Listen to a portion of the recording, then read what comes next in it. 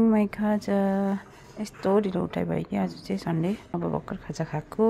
अनि यहाँ हेर्नुहोस् मेरो धनिया पनि उम्रिँदैछ मजाले। सो म त उम्रिँदैन भनेर पहिला साडी चाहिदियो माटोलाई, फेरि जहाँ सारेको माटो त्योहरूमा चाहिँ उम्रेछ। त्यहाँदेखि फेरि मैले यता ल्याएर सारिदिएको नि जरासँगै।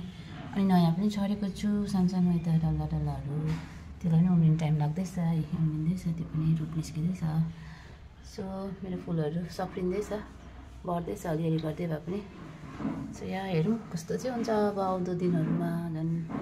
So hello friends, welcome back to my weekend mini blog series. आज सन्डे, सो अरू कामहरू सबै सकिसकेर अब चाहिँ लन्च बनाउने टाइम। सो हेर्नुहोस् के पकाउँछु म। सो लन्चमा मेरो आज के छ। सो फाइनल्ली मेरो लन्च पाकिसक्यो। सो यहाँ चाहिँ छ राइस, भर्खरै ग्यास अफ गरेको। सो तातो तातो छ। अनि यहाँ चाहिँ छ मेरो राजमा, अनि यहाँ चाहिँ छ आलु भुजिया, अन्त यता चाहिँ छ काँक्रा काटेको।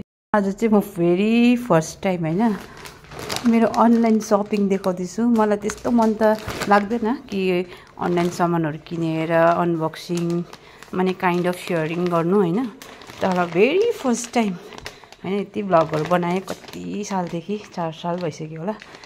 भेरी फर्स्ट टाइम चाहिँ म आज मेरो एउटा सामान चाहिँ सेयर गर्दैछु कस्तो आएछ भनेर। So for the very first time मैले अनलाइनको सपिङ सेयर गर्दैछु। द फर्स्टमा दिस इज अ ब्लेजर, अजियोबाट मगाएको। विन्टर लाग्यो, अब विन्टर सपिङ होइन, ब्लेजर मगाएको। So this is grey in colour होइन, यो चाहिँ अजियोबाट सप गरेको मैले।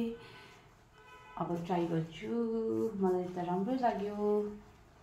सो मलाई त एकदम राम्रो लाग्यो।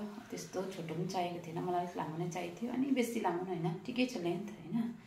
सो यो चाहिँ एनी काइन्ड अफ ड्रेसमा जानुसक्छ, प्यान्ट होस्, कुर्ता सेट होस् या साडीमा होइन। यो चाहिँ पुरा स्ट्रेट छैन, यो अलिकति यहाँ आएर चाहिँ ए लाइन छ हो।